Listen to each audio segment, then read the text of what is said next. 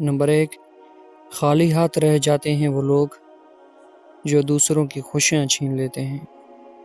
Number 2، اس شخص کو کوئی نہیں بدل سکتا جسے اپنے اندر کی ہوئی غلطی نظر نہیں آتی۔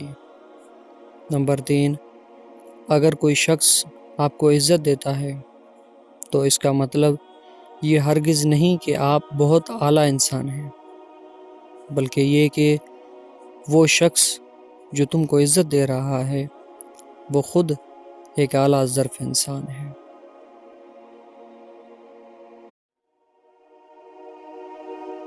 نمبر 1، خالی ہاتھ رہ جاتے ہیں وہ لوگ جو دوسروں کی خوشیاں چھین لیتے ہیں۔ نمبر 2، اس شخص کو کوئی نہیں بدل سکتا جسے اپنے اندر